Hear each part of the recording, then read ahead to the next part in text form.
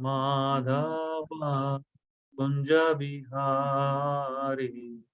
Hare Krishna,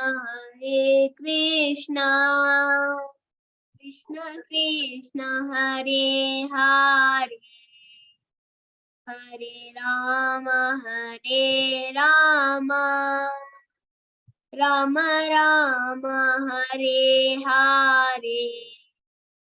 Hare Krishna, Krishna Krishna, Hare Hare, Hare Rama, Rama Rama, Hare Hare. Hare Krishna. Hare Krishna. Thank you very much, Shashwin, for doing the Jai Radha Madhava. Hare Krishna, Prabhuji, Dandavat Pranam. Please accept Hare my humble Krishna. obeisances. Hare Krishna, Path Prabhuji. Hare Krishna, Vinash Prabhuji. Hare Krishna Mataji, Dandavat to everyone. Hare Krishna. Hare Krishna, Vinash Prabhuji, Dandavat Pranam. Okay, Hare Krishna, Arya Govind Prabhuji, thank you for accepting to do this class at the last minute. Really sorry for ambushing you like that. Radhakanta Prabhuji just messaged me that he's stuck somewhere. So thank you for accepting to do this class today. We are reading the Srimad Bhagavatam. We are on Canto 1, Chapter 9. And the text for today is text 48. Chapter 9 is the passing away of Bhishma Dev. So it is the penultimate shloka. Prabhuji, how would you like us to do? Should we do the translation and purport and the shloka and Manglacharan, or would you like Yes, to? yes. Yeah, normal. Like quote you, yes. Hare Krishna. Shashwin, is it possible for you to do the text starting Yes. from Om Namo Bhagavate Vasudevaya? Yes, Mataji. Hare Krishna. Om Namo Bhagavate Vasudevaya. Om Namo Bhagavate Vasudevaya. Om Namo Bhagavate Vasudevaya. Narayanam Namaskrityam Naram Chaiva Narottamam Devim Saraswatim Vyasam Tato Jayamudirayet Nashtaprayeshva Bhadreshu Nityam Bhagavata Sevaya Bhagavatyuttama Shloke Bhaktir Bhavati Naishtiki. Hare Krishna.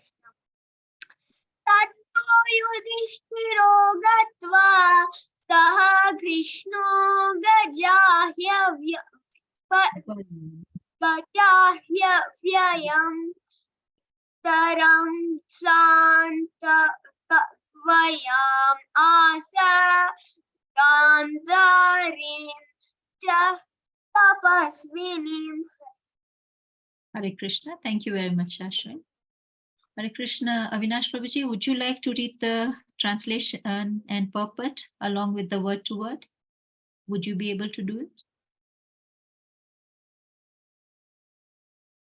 Okay. Hare Krishna. Yes, Prabhuji. Yeah, so we are doing text number 48. 48. So I need to do translation, yeah? Word to word first, then translation and purport. Okay, 48. Sorry. I'm just opening my book. It's okay. Okay. Okay. This is Tato Yudhishthiro Gatva here. Yes, yes. Prabhuji. Tato Yudhishthiro Gatva Tato Yudhishthiro Gatva Gatva Saha Krishno Gajavayam Saha Saha Krishna Gajavyayam Pitaram Santavayam Asha Pitaram Santavyam Asha Asha Gandharim Cha Tapasvinim Gandharim Cha Tapasvinim. And now we're going word by word, yeah? Yes, yes, Prabhuji. Tata, thereafter. Thereafter. Yudhishthira, Yudhishthira, Maharaj Yudhishthira, Maharaj Yudhishthira, Yudhishthira, Gatva, Atva, going there, going there, Saha, Saha, with with Krishna, Krishna, the Lord, the the Lord, Lord, Gajavayam, Javayam, Vayam, in the capital name Gajavaya. in the capital name the capital Gajavaya, named Gajavaya, Hastinapura. Hastinapura, sorry. Pitaram, Pitaram, Sitaram, unto his uncle Dhritarashtra. onto his uncle Uncle Dhritarashtra, Dhritarashtra. Santvayam, Santavayam, Vayam, Asa, consoled. consoled, Consort, Gandharim, Gandharim, Gandharim, the wife of Dhritarashtra. the the wife wife of the Dhritarashtra, Cha, Cha, and and Tapasvinim, Pasvinim, an ascetic lady. an an ascetic lady. lady. Okay. Do you want me to do the translation as well? Yes, Prabhuji. Okay, translation. Thereafter, Maharaj Yudhishthira at once went to his capital, Hastinapura, accompanied by Lord Krishna, and there he consoled his uncle and aunt Gandhari, who was an ascetic. Perfect. Purport by Srila Prabhupada. Srila Prabhupada ki. Ki Jai. Dhritarashtra and Gandhari, the father and mother of Duryodhana, and his brothers, were the elder uncle and aunt of Maharaja Yudhishthira.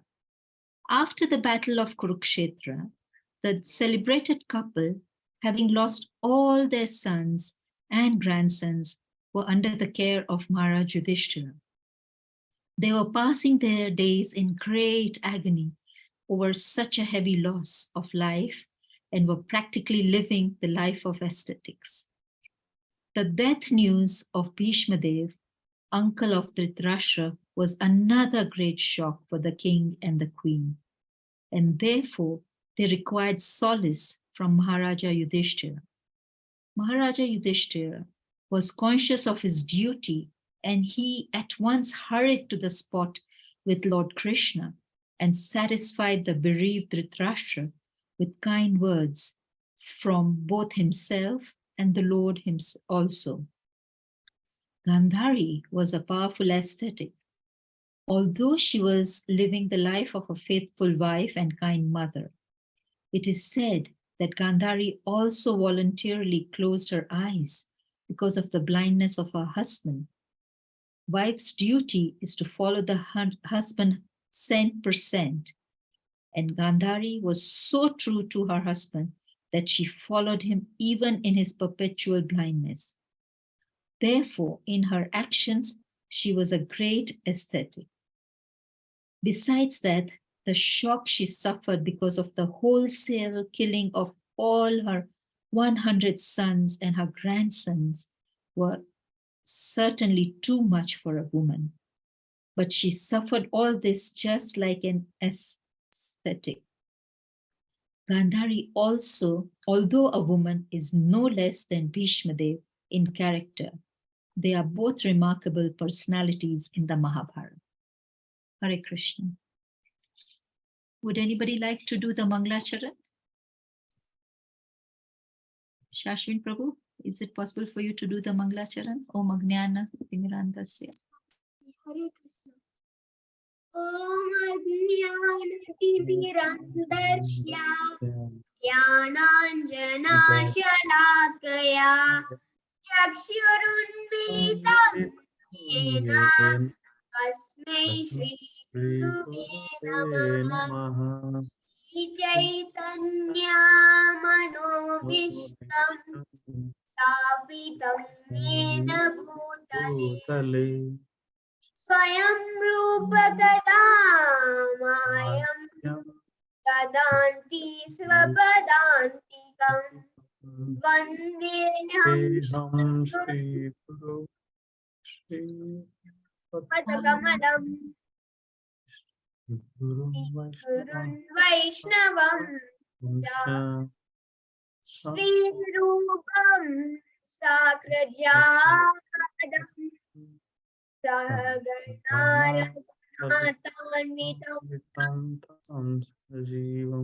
Satveyam Swavadutam Parijana Sahitam Krishna Chaitanya Sri Radha Krishna Padan Sahagana Lalita Shri Vishakanitam He Krishna Karuna Sindhu Deenabandhu Jagatpate Gopisha Gopika Kanta Radha Kanta Namostute Tapta Kanjana Gaurangi Radhe Vrindavaneshwari Vrishabhanustute Devi Pranamami Hari Priye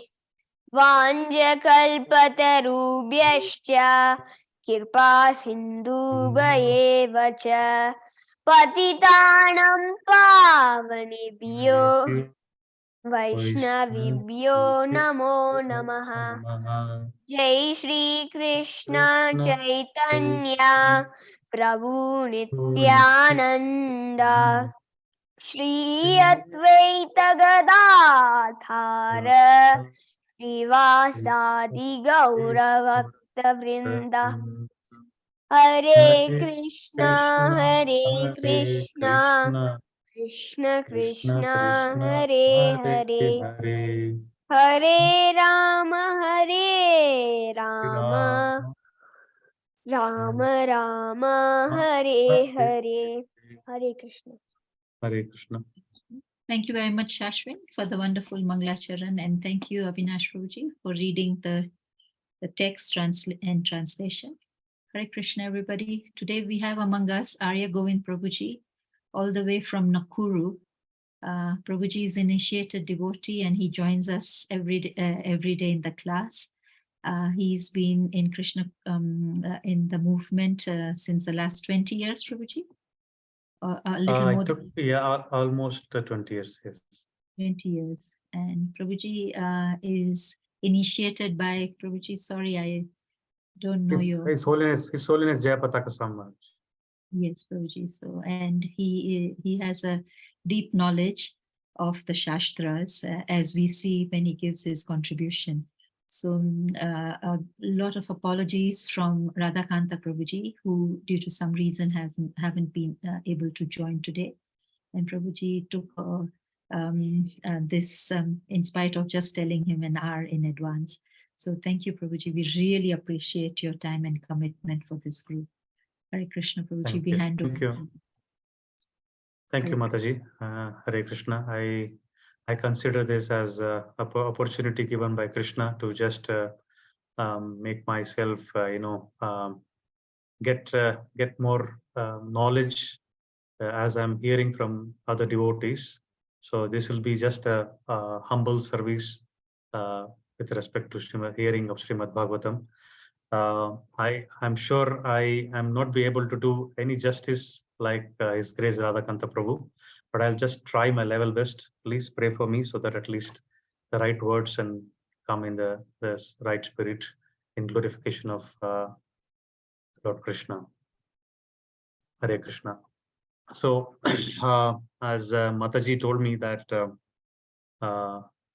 she wanted me to do this class because Radhakanta Prabhu was unable to do this. So I was just going through the purport and also Prabhupada's lecture on this class. It was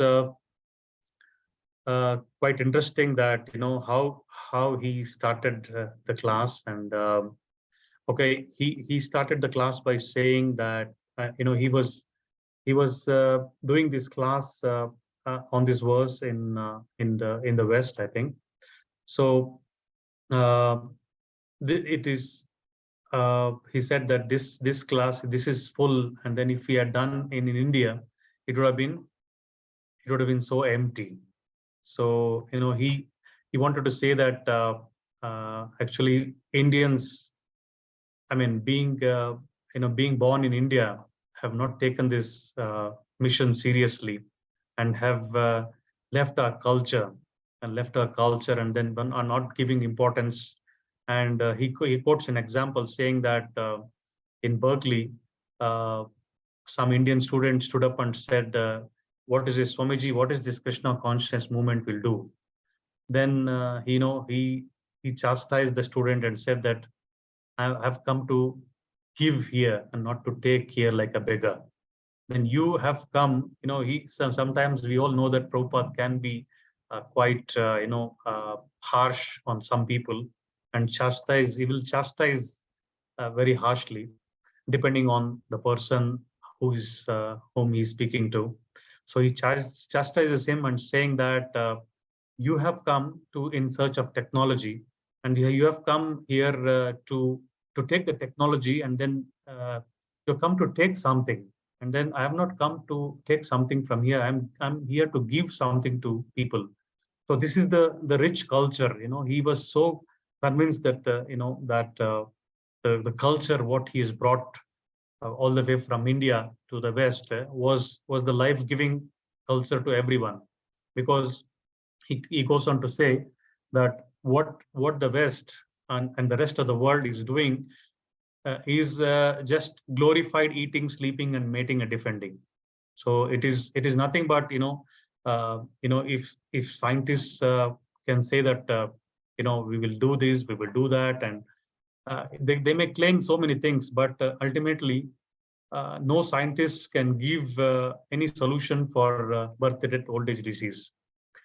And he goes on to say that when we are coming from Bharatavarsha, so we have to be very responsible, and then we have to give this knowledge. First of all, we have to become perfect in this knowledge of Krishna consciousness, and then we have to give to the world that what is lacking for the rest of the humankind. And he specifically in this class, he stresses on the word tapaswini. So he says that Gandhari was a tapaswini. So what is meaning tapaswini? So tapaswini means austere, very austere, and then not living extravagantly. So human life is not for extravagant life. It's a life of austerity. So tapo divyam. He goes on to state a verse of Srimad Bhagavatam, tapo divyam ena shuddhet sattvam. So, I mean, human life is meant for austerity, and human life is meant for uplifting one's position. Otherwise, what is the difference between us and animals? And suddenly, he starts to hear in the class some people starts talking, yeah, and then he suddenly becomes disturbed by the talking, and he said, "Oh, this group is always talking. This is a talking camp." And then what they're talking, they're just croaking, just like a frog, kar kar kar kar. He makes that noise also. So this croaking is not useful. What is the frog doing? The frog is croaking, but it's inviting the snake to come and eat it. So that's what the frog is doing. So similarly, if a human being starts to talk anything, other than Krishna consciousness, we are just misutilizing the human form of what we have, what is given to us by Lord Krishna. We are just misutilizing the tongue and then croaking, and then we are also like frogs, and then we are inviting death to come. Ultimately, I mean, snake is death for frog, and then our talking, unnecessary talking, without glorifying Krishna, or without utilizing our body parts for serving Krishna. If you're doing that just for sense gratification, just, I mean, it's just taking us towards another birth, another hellish life, and we don't know what life we are going to get. And I mean, if we are misutilizing our human life, then the next life we might become even a frog. I mean, we never know what is there, because as we all know, what determines what birth we'll get next time is determined by what thought process we have at the time of death. And the time of death is not known to any one of us. We can die. Prabhupada used to say, we can die any moment. Especially in Kali Yuga, the death has become so cheap. When we go on the roads, there are so many accidents. There's so many car accidents. And earlier times, the death was not so cheap. Death has become so cheap now. So we are going on the road, and then suddenly some big vehicle comes and hits us, and then people say, okay, this person was not having any fault, and then just the other vehicle carelessly came and got killed. So I mean, we might think that it is carelessly driven, but it is arranged by the supreme will of the Lord, because each thing what is happening in our life, I mean, in everybody's life, is because of our karmic reactions. In what we are sowing today, we are going to reap one or the other day. But this action and reaction is going on for time immemorial. So it's this. If this has to stop, we have to take this Krishna consciousness very seriously. And then we have this wonderful Krishna conscious movement, which Prabhupada has started, which is giving everything to us. I mean, otherwise, I had heard in some lecture that otherwise we don't know. We might have been drunkards, we might have been meat eaters, we might have been, we might be doing so many sinful activities, and then definitely we were going only one direction. We were going towards hell. And just because we were lucky to be born in the era of Chaitanya Mahaprabhu, and we were lucky to be born in the era of Srila Prabhupada. So we are so lucky that we have got this Mahamantra, we have got this human form of life, and then we are comfortably situated. We have a house to stay, we have food to eat, we have people to take care around us. We have got but God given facilities to live, commute. So we should not misutilize our life, as Prabhupada says, that we have to make sure that we go in this direction, and then we completely utilize the human form of life in betterment of our consciousness. And also Prabhupada was taking an example that austerity sometimes can be made in a wrong direction. See, austerity, when done in a wrong direction, we can also fail. He goes on to give example that some people are austere in terms of money making also. They're sacrificing so many things, and they're working very hard, getting up. I had heard a story in India that the chief of HP India, and he died at a very young age, something like 35 or 36. And people started saying that, okay, his lifestyle, if you see, he was in very good position. He had a good family. He was earning very well, and then he was eating nicely. Everything was nice. And he was, then later on, they found out that he used to sleep only for 2-3 hours. Yeah. And then he used to stay late at night, and then he used to go to gym, and then he was lacking sleep. So he was working very hard, but he was working hard in a wrong direction. Yeah, he didn't utilize his human form of life, and then he suddenly died. And then whatever position he had, he lost, and then God knows what life he will get after his birth. I mean, after his death. So he goes on to give the example of Hiranyakashipu. So Hiranyakashipu was, many of us cannot even imagine what kind of an austerity he did. He stood on one leg, and then he stood on not only on one leg, he stood on one finger, that the tip of the toe of his toe, he stood on, and for not for in a day or a month or year, he was standing for many thousands of years. In Satyuga, people live for 100,000 years. We all know. So he stood for maybe tens of thousands of years as austerity and tapasya. So, but what he wanted immortality.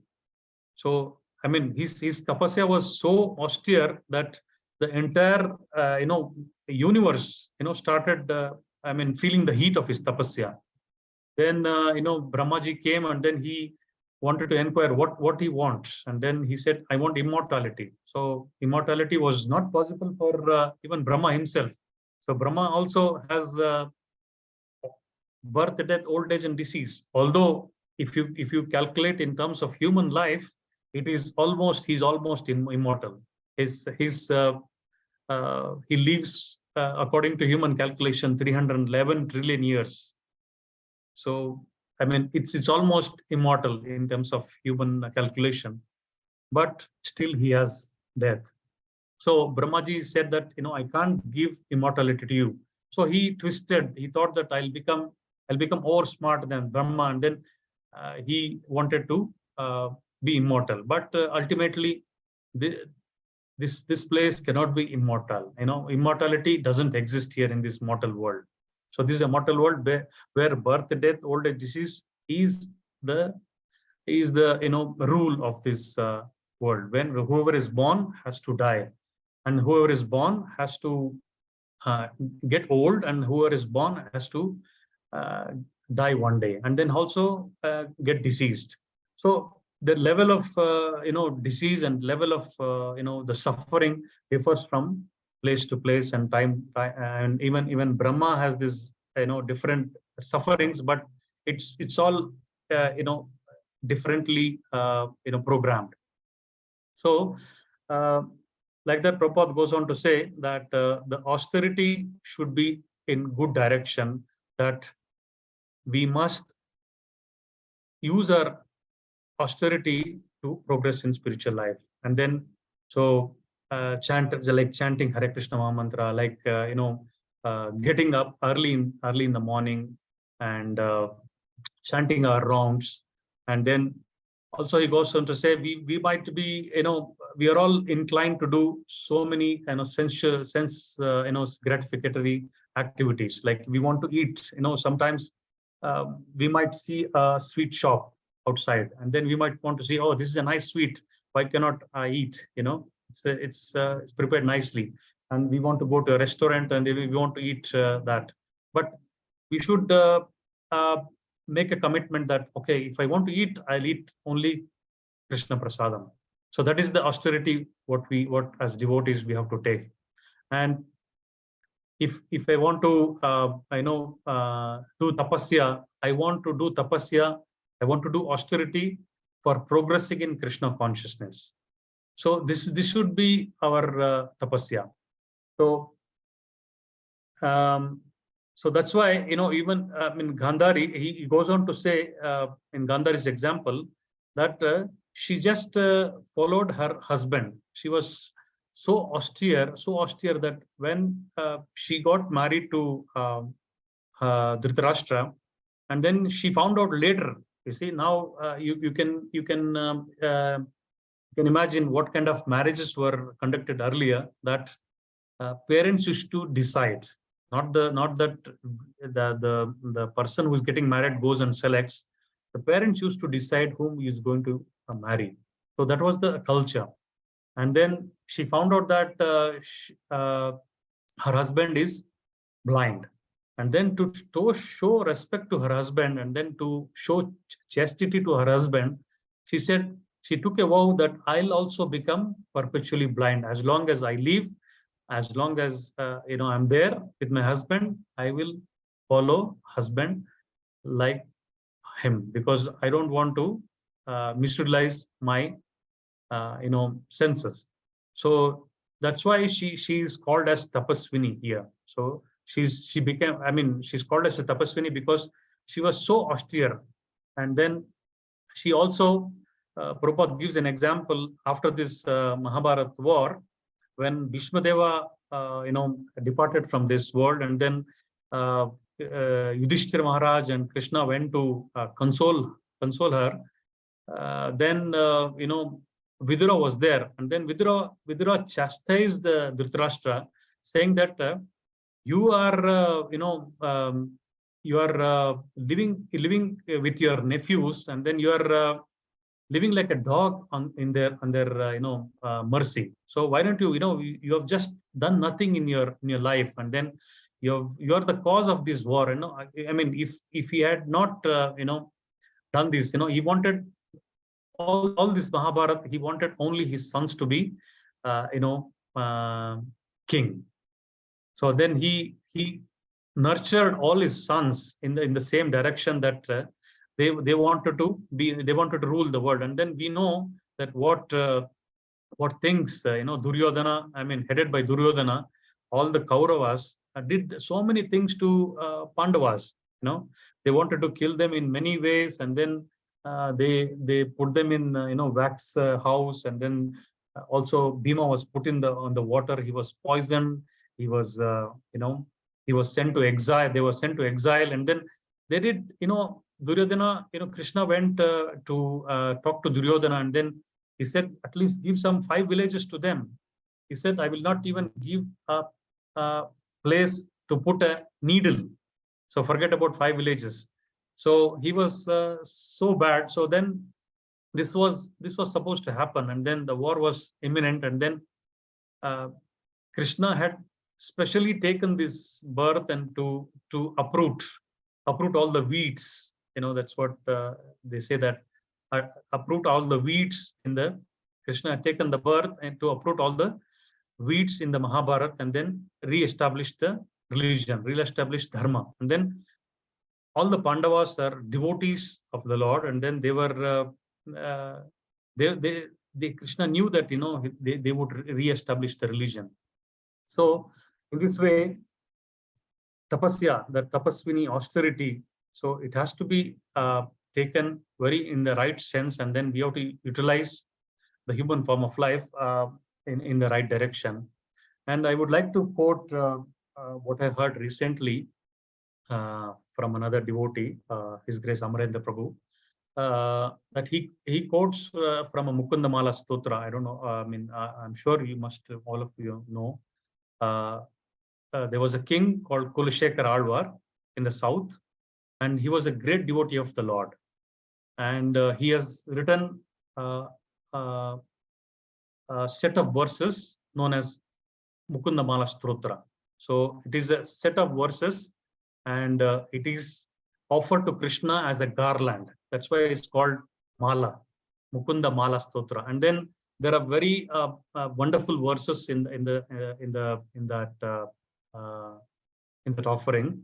And Prabhupada often quotes this verse, which goes like this: Krishna Tvadiya Pada Pankaja Panjarantam Adyaiva Me Vishata Manasa Raja Hamsa Prana Prayana Samaye Kafavata Pitto Kantavarodana Vido Smaranam Kutaste. So Kulashekar Alva says that Krishna, please, let me remember you right now. Put my thoughts into your name so that I can remember you right now, because at the time of death, we don't know the Kapha, Vata, Pitta. That means the 3 dhatus. According to Ayurveda, there are 3 dhatus. The 3 dhatus are choking. At the time of death, many people, experience the choking of the throat. So the choking of the throat, how can I remember your name? How can I take your name? So please, make me remember your name now itself, so that I remember your name, and then at the time of death, I don't know what will happen to my throat, because it will be a painful condition. So there's another verse which he was quoting, that says that आश्चर्य एतद्धि पश्यन्ति मनुष्य लोके sudam parityajya visham pibanti. So he says this material world, the human beings are really ascharya. That means they are really, it gives me, I get astonished. Why? Sudam parityajya. That means there is nectar. There is nectar in the holy name. Sudam parityajya visham pibanti. So by living the nectar of the holy name, we talk about something else. Visham pibanti. So material world is, whatever we do in material world is compared to poison. So Sudam Parityajya Visham pibanti. Namani Narayana Vachanti. So it's we have the name of Narayana, Lord Hari, Lord Krishna. There's so many names, like Chaitanya Mahaprabhu says, Nam Akari Bahuda Nija Sarva Shakti. That means every name of Krishna has it's been invested with all the potency. All the names of Krishna has all potency. But Nam Akari Bahuda Nija Sarva Shakti. And also there is no time and place and circumstances to say these names. Anywhere you can say these names, any place you can say these names. So, but we are so unfortunate that we don't take to chanting of the holy names. We just we think, okay, I can do this, I can do this, I can program like this, I can do my life like this, and I'll be happy like this, I'll be happy like that. So our mind, our intelligence, our senses are so programmed that, okay, leaving the holy names, we'll be thinking about so many other things. So this is our condition. So the last line of the Mukunda Mala Stota, that verse I was saying, Tvaktanya Vacha Kuhaka Patanti. So living the holy names of the Lord, we are very much interested in Kuhaka Patanti. That means we are discussing about so many things of this material world. So that's what, finally it comes to the point that, the tapasya, the austerity, what we have to do is to focus our efforts, energy, whatever we do towards the final goal of Krishna consciousness. That death might come anytime, any day, any moment, and then we are all we are all in the material world suffering. We might think that we are not suffering, but we are all suffering. So we have to focus all our energies, and then make sure that we do austerity for the purpose of Krishna consciousness. We do tapasya for the purpose of Krishna consciousness. This is a very good forum to hear Srimad Bhagavatam on a daily basis, which I'm fortunate because of all the devotees, especially Kirtika Mataji. So this is going on for the last 2-3 years, and then this will continue. I'm sure this will continue for a very long time, and then we'll be part of this wonderful journey of Srimad Bhagavatam, and then we'll learn a lot of things from many devotees. A lot of wonderful devotees are coming from different parts of the world, and then giving their nectar, I would say nectar, to uplift us, to to enable us to be firmly fixed on Krishna consciousness and progress in this and utilize human form of life very well. I think I'll stop here. If there are any questions or comments, I'm sorry, Mataji, if I've done justice to this class. Thank you. Hare Krishna. Hare Krishna, Prabhuji. Wonderful class. Thank you so much. And this is just 1 hour before the class. If you had more time, I'm sure you would have. I mean, this is fantastic. Thank you so much. I learned so much today. But before I say anything, I think Avinash Prabhuji has a question or a comment. Prabhuji, kindly unmute and ask your question. Hare Krishna, very nice class indeed. So I just enjoyed what you were saying. Just one point I was reading on here about Gandhari.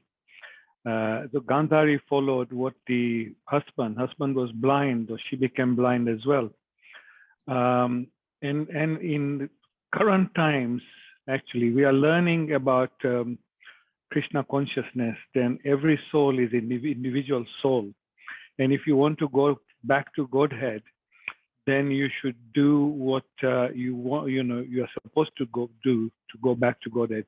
And if in current life, if you are following what the husband does, then you are not going back to Godhead.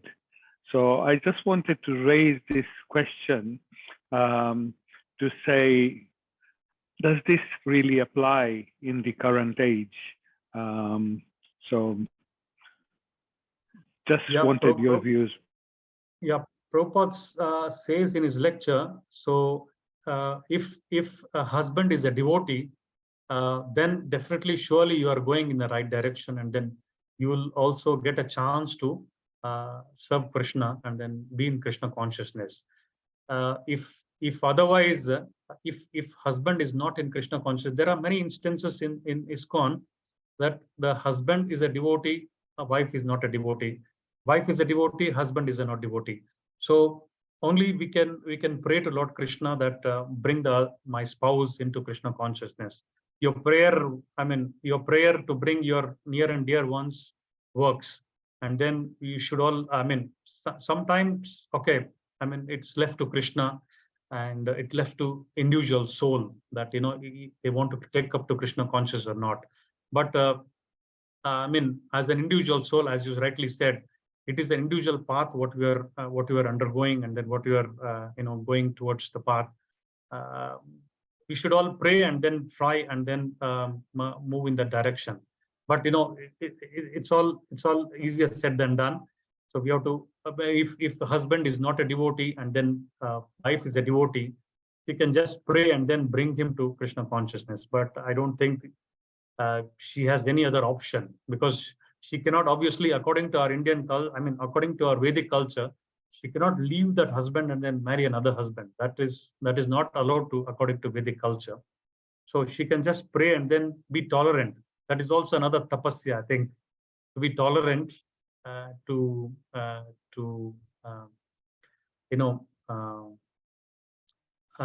resist. To tolerate. I don't know if I made justice to your question, Prabhuji. Yeah, thank you, Prabhu. Hare Krishna. Hare Krishna. I think one of the other speakers in our forum had also mentioned this, that for a wife who is Krishna conscious and the husband is not, then through prasadam, through serving prasadam, he will benefit. And obviously prayers and mercy from Vaishnavas and Krishna will help.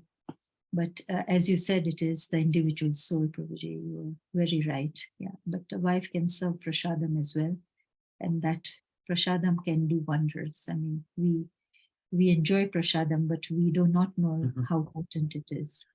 True. Prasadam. Yeah, so that really works. Thank you very much, Prabhuji. Any other questions or comments from the group? Yes, Rajni Bhai. Hare Krishna, Prabhuji. Hare Krishna. Hare Krishna. Danvat Pranam. Prabhuji's name I didn't get. I didn't get his name. Arya Govinda Prabhu. Arya Govinda. Arya Govinda Prabhu. It's from Nakuru, is it? Yes, Nakuru temple. Yes. Prabhuji was very happy to hear the progress that's being made by Kirtika Mataji over in Eldoret. And also, I think you're doing a very good job in Kenya, East Africa. It seems to me that this tapasya business you spoke about, from taking Gandhari's example, okay, she's going through this tapasya because her husband was blind and she readily took the blindfold. But Prabhupada, I think, or the Chaitanya Mahaprabhu in his Nectar of Instruction says something about tapasya, that it's apart from not oversleeping or undersleeping, with the right amount of sleep. About hard work, you said, working like a madman, like you gave an example of the HP, the chief executive of HP. The question of knowing when you are overdoing the hard work or literally stretching yourself to the point of breakdown, and in the end, you are never going to be able to continue or succeed in Krishna consciousness. So the sleep, eating, the interesting thing is, all these things, there are certain things you can control yourself. But if you're living in a house where there are others simply not interested in Krishna consciousness, or even they're not even believing God, they want a material life. If you are trapped in a situation like that, what is the solution to try not to lose your Krishna consciousness or weaken it? And yet at the same time,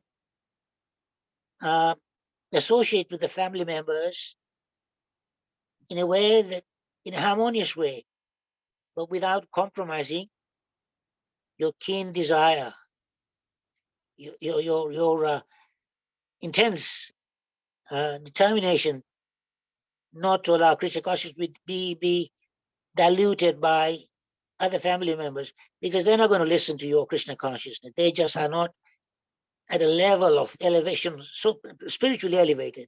So how do you come across, how do you develop, how do you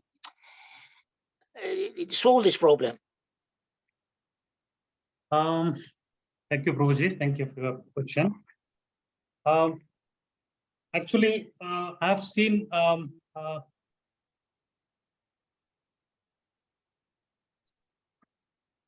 Hare Krishna, I think Prabhuji pressed something and he's gone away, but I'm sure he'll join. But yes, Rajni Prabhu, that's a very pertinent question, and it's happening in all families. That how do we stick to being Krishna conscious? I think we all have our thoughts, but I'll wait for Prabhuji to join in, or if the power has gone away, we can still discuss it. Yeah, that's in my opinion, I think prayers, you just pray diligently to Krishna. He's just joining. Yeah. He's just joining. Yeah. He's joining? He's joining. Okay. He's just joining. Well, thank you.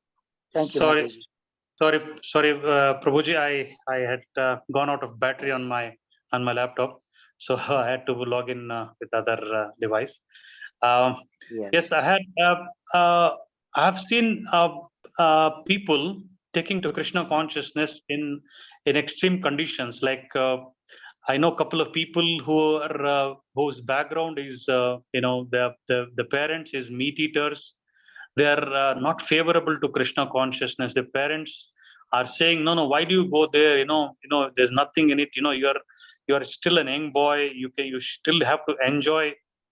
But their inner desire to get into Krishna consciousness is so intense that even they come not telling their parents.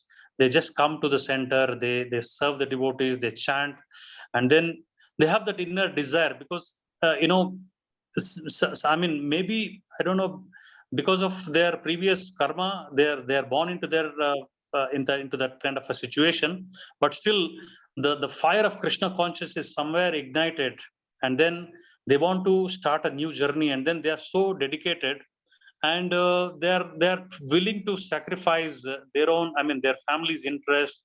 They are able to come to Krishna consciousness and serve. I mean, it is possible in certain cases. I mean, in many cases, but in certain cases, if If the life is too tough, and then if you are, if you're living in the same house, and then you cannot talk to them, and they are so, negative towards the Krishna consciousness, then it becomes really difficult. But and then it depends on the individual to individual how much he can tolerate. I'm sure Krishna will give that kind of a situation if you're so serious. So he will create. I think he will create that kind of a situations for each individual. Yeah. So the question is, I know what you said. I understand what you said.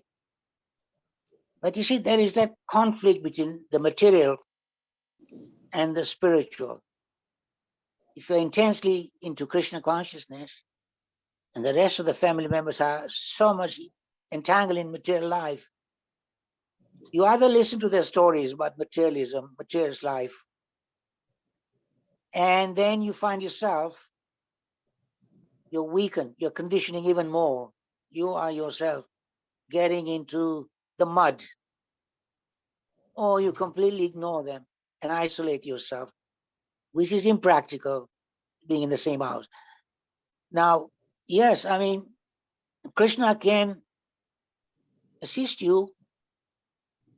I myself find it very difficult. I mean, I have family members, I had until now, fortunately, I had a mother who was extremely deeply into Krishna consciousness. But other members of the family, they just were not there. They were in a different world. And to communicate with them, knowing that I have to listen to them, I have to ask their questions. How did your last Friday's concert go? What did you do in that classical concert that you went to? And I mean, it's ridiculous to go on like that for years and years. And then they have no inclination for Krishna. I know Prabhupada went through lots and lots of these situations himself. I understand that. I mean, I read a story about Prabhupada saying, this was at the manor. One devotee came to the manor. With him, he brought a guy who was so keen on motor racing. He was a fanatic of motor racing. And there he was sitting with this devotee who brought him along. And then Prabhupada, when he finished his talk, this is the manor, he started talking to the motor racing fanatic. And he went on asking lots of questions, lots and lots of questions about his motor racing and all that. Suddenly, Prabhupada then asked him, and he drove as well. He was in the motor racing, so he drove in a dangerous motor racing circuits and so on regularly for many years.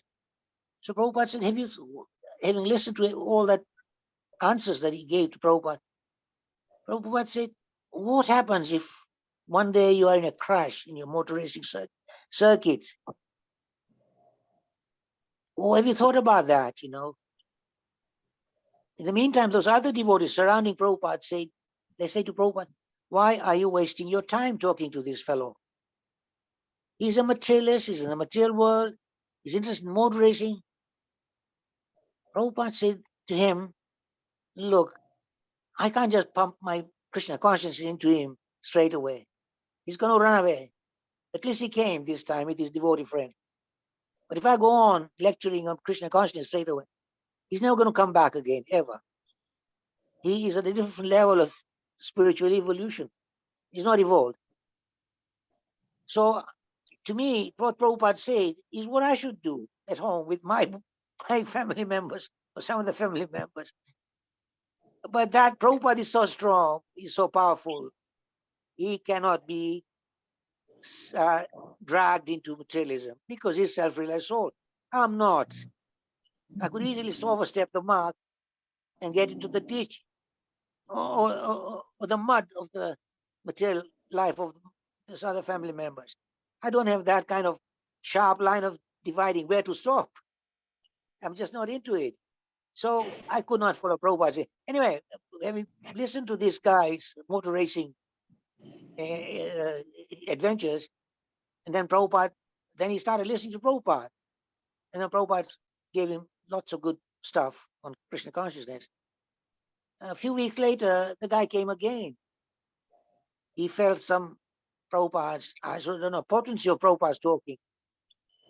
But I don't have that potency to convert my brothers into and drag them to my way of life of spiritualism.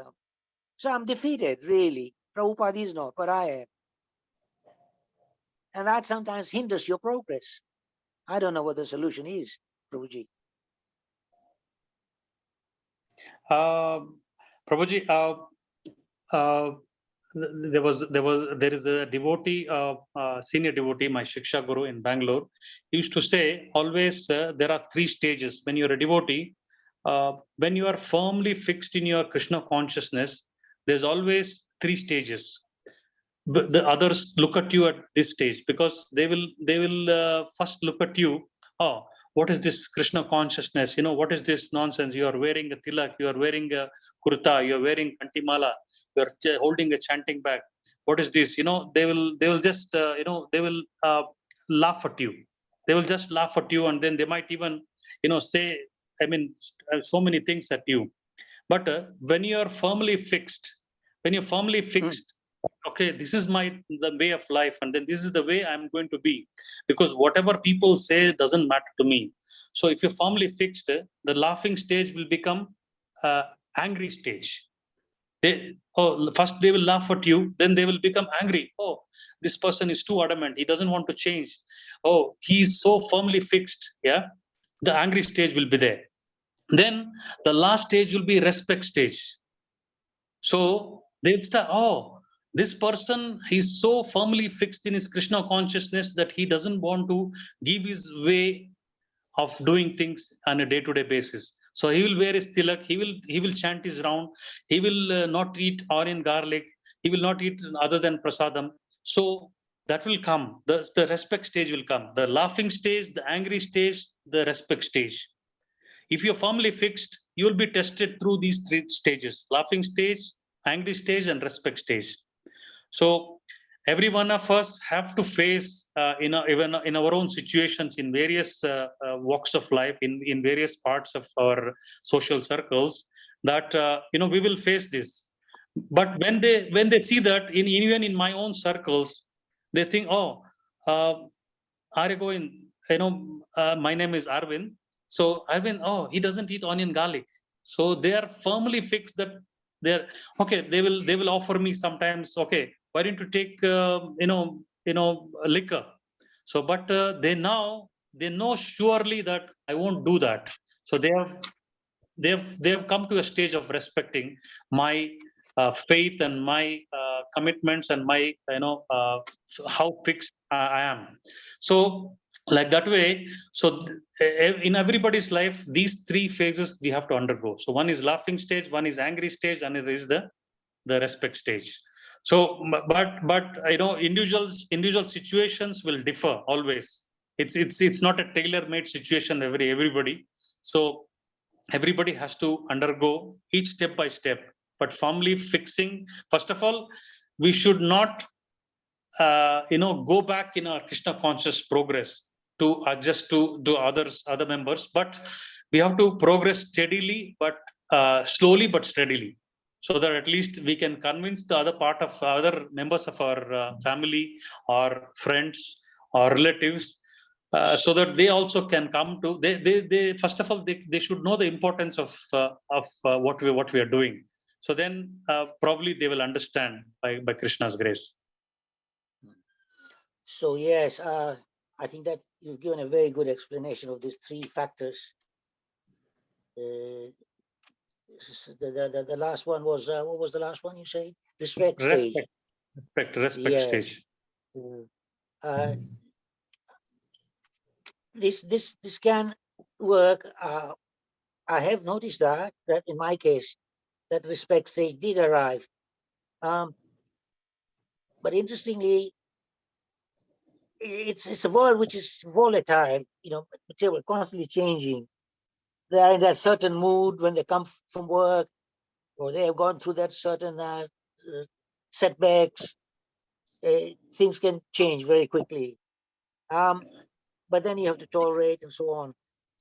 But the thing that's more striking to me is Canto 1, Chapter 2, text 17 and 18. I just want to read it quickly to you, if I may. Sure, Shri Krishna, translation English.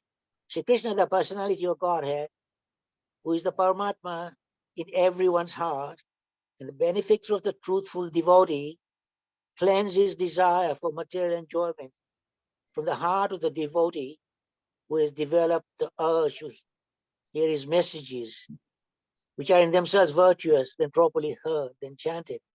So Krishna cleanses the desire for material enjoyment from the heart of the devotee who may be going through these problems of this kind that I just described. This text seems to be one. And number 18 says, by regular attendance in the class in the Bhagavatam, and by rendering of service to the pure devotee, which is like Prabhupada, all that is troublesome to the heart is almost completely destroyed. Troublesome to the heart in my case, as I explained. And loving service unto the personality of Godhead, whose praise with transcendental songs is established as irrevocable fact. So I think Bhagavatam, regular reading, all that is troublesome to the heart is almost completely destroyed. By regular attendance in classes, rendering of service to the pure devotee, which is Prabhupada or his devotees of the manner, all that is troublesome is completely destroyed. And the loving services to Krishna is established. The final analysis, if I can't do anything much with people in my home, I've got to fall back on Srimad Bhagavatam. Because then Krishna comes in. All that is troublesome to the heart is almost completely destroyed. By daily reading of the Bhagavatam, I can't see any other solution. Definitely, Prabhu. Definitely. The reciting of Bhagavatam is all glorious, and then it'll remove all the obstacles, and then it'll cleanse everything, and then it'll pave way for everybody's progress. Thank you, Prabhu. It's only after reading this attending Bhagavatam classes, I'm beginning to see that this is the solution for me. Because I'm not Prabhupada, you see. Hare Krishna, Prabhu, sorry to have dragged you away from the main No problem. area. Thank you. Hare Thank you so Krishna, much Prabhu. for your input. Yeah, Hare Krishna. Thank you very Hare much, Rajni Prabhu. When you ask questions, even we have the same questions, but we haven't been able to express it. So thank you very much for asking this question. I'm sure we all are in these various stages, and sometimes Rajni Prabhu is the Arjuna of our class. He's asking on our behalf. yes, that's true. But he comes only on Prabhuji, Thursdays. Prabhu come every day, then we'll get more of our questions being answered just because you ask questions. I just feel that some laughing stage is a little longer, then the respect is still supposed to come. But I think the laughing stage is, and we are not firm in our Krishna consciousness, and then people are laughing at us. So it seems a longer stage.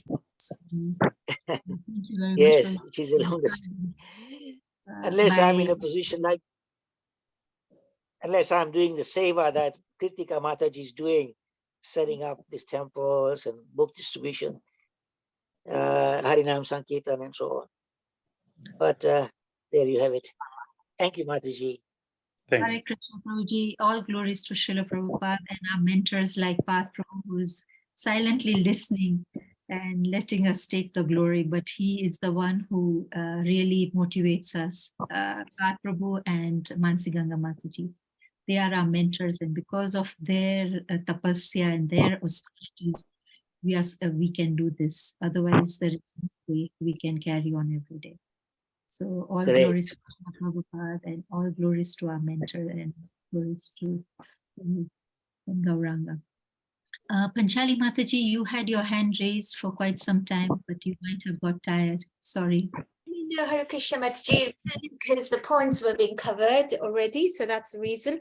I mean, I have the same, I just take 30 seconds on this because I go through the same dilemma every single day. I would say, for example, I've been reflecting on this point quite recently, and I've come to the conclusion that I mean, you know, because we are all in Grihastha ashram, so we cannot just go to the Himalayas and leave everything. So we have to exist in society, and we have to come to terms and exist in a way which is Krishna conscious. But at the same time, it comes down to two very basic points. One is willpower, own willpower. And the second is, how can you make use of the existing situations and make them into Krishna consciousness? So say, for example, I was in a conference today and they served lunch. Now I have two options. I could either have said no. So going for the vegetarian option, but even that vegetarian option is not a prasad. So I had the option of, should I take the vegetarian option? Or if I do go to conferences like this, or should I just keep away from having food for the whole day? That's an austerity. So that's something, a willpower that an individual needs to make on personal various situations. And the second point, when I reflect on, I say, if I do have to do things which with my family members or with friends and family who are not directly Krishna conscious, or you go to theaters, you go to holidays, you go to other places, how can I take advantage of that? And then I kind of thought that maybe I can make lots of prasad and have, get those packets from Amazon, carry those small prasad items in my bag all the time, which I can give to them. Have small books in my bags all the time, which I can give to them. So although I'm partaking in engagements or situations which is not directly Krishna conscious, I can take advantage and make use of the situations, because I can't leave my family and friends and just take sannyas.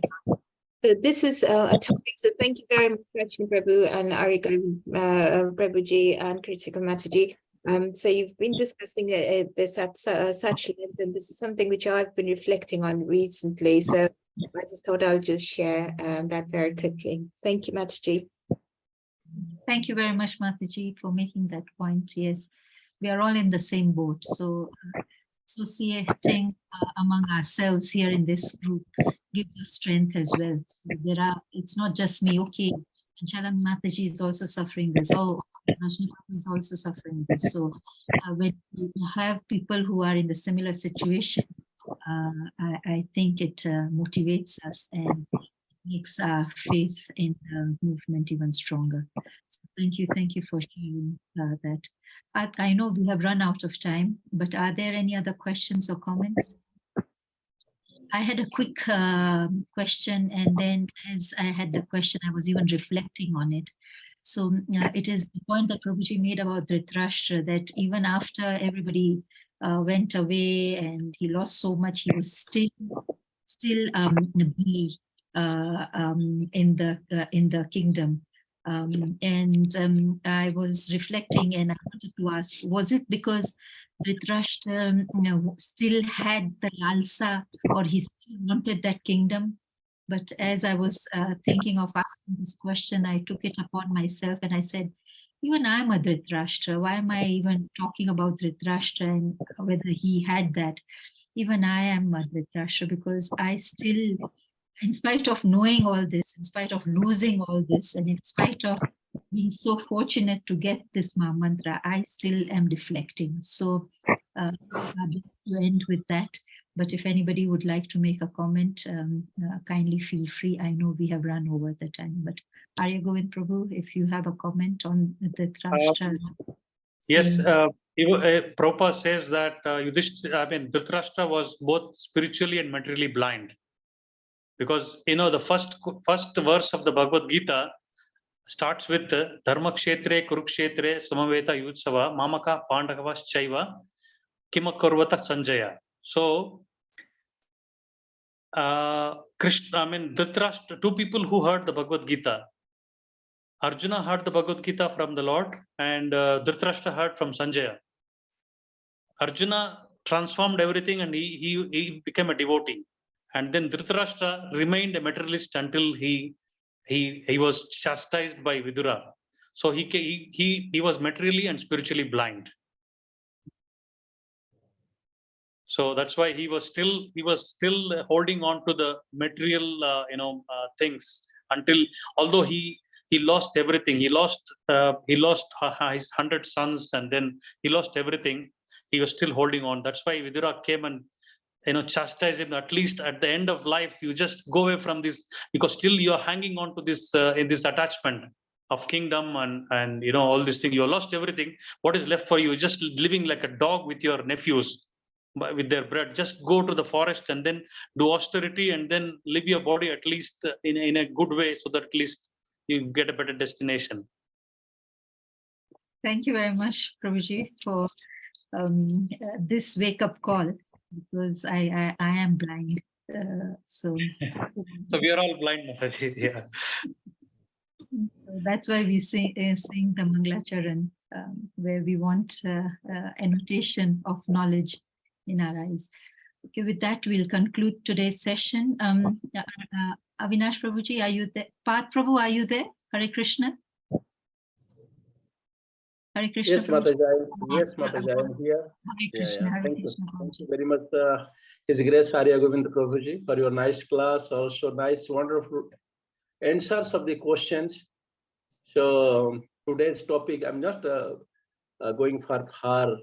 We are discussing about the like how the Yudhishthira Maharaj come with all the brothers and according to the Krishna to condolences to Dhritarashtra and Gandhari. And also we are discussing Gandhari, how she is the chaste lady. Already described, is one of the chaste lady among the 7 in our scriptures. And we can discuss how can he blind all his life when he married to a blind husband. So that is the thing also. And it is also coming, she also not favoring to the Arjun, Duryodhana and all his brothers. But she have no capacity to protect because the ruling power is there. But as a mother, she have both compassion to the Pandavas and the Kauravas also. I just heard when this topic came, I just heard when I was in a class 9 in our state in Odisha, there is a poem in an Odia poem that is called Gandharira Asriva. It means benediction of Gandhari. So when Kurukshetra war was started, everybody is going to taking benediction. Also Arjun came and told her mother, tomorrow I will go to the battlefield and you please give blessings, benediction, so that I can victory, we can win the battlefield. Then Gandhari told in such a way, so telling, just like that I'm telling that one, the poem like that. Kuru mani ghena ashisha mohara jananira parabhava akshara heu punya jagate dharmara heu jaya. Maybe we understand this is similar to Hindi. She is telling, oh Kurumani, you must take my blessings. It is my janani, it means my mother's best blessing. And I'm blessing what blessing? Aksha heu punya jagate. In this jagata, in this world, that is supposed to be punya. This pious activity is supposed to be aksha. It not means be destroyed. And dharmara heu jaya, it means glory to the victory of the truthfulness. Then when she's not giving benediction to her son, but she's giving like that way. Then she's so astonished. Oh mother, what are you doing? I'm your son, but you are telling dharma jaya. How can you telling dharma? I mean, not in the side of a dharma. So this is the related. So we can understand how she's a chaste lady, and everything by Krishna's mercy. And we can even we can remember also the good pious devotees. Like although Dhritarashtra is not so getting the grading, if you are rating Dhritarashtra and Gandhari is getting 100%, where Dhritarashtra is getting 10%, 20%, like this one. But till she is not leaving her husband. You know why you are leaving our husband and wife? So we'll do the same way and try to maybe chastise, like Prabhuji told, Vidura came and the last, then chastise both them. Especially not both, because Gandhari is already pious lady. Chastise Dhritarashtra and then go back, then they become meditation and go back to Godhead. Maybe destination place. So thank you very much, Prabhuji. Just I recall this one. So that is a glorification of Gandhari. When we glorify the devotees, all the good qualities is coming to us. So thank you very much for a nice class. We are so grateful to you, Prabhuji, for your time. Also, all the devotees who are assembling here. I request all the devotees, please chant Hare Krishna and unmute and chant Hare Krishna for glorification of His Grace Arya Govinda Prabhuji. Please join. Hare Hare Krishna, Hare Krishna, Krishna, Krishna, Hare Hare, Hare Hare Ram, Ram, Hare Ram, Ram Ram. Hare Ram, Hare Rama, Rama Hare Panchakalpatarusya kripa sindhudeva Kripa patitanam Sindhu Jai pavanebhyo namo namo. Hare Krishna. Patitanam Thank you. Pavanebhyo Vaishnavebhyo Namo Namaha. Srila Prabhupada ki jai. His Grace Arya Govinda Prabhu ki jai. Ki Jai. Hare Krishna. Hare Krishna. Thank you, Prabhuji. Thank you. Thank you, Arya Prabhuji. Govinda Prabhuji ki jai. Thank you.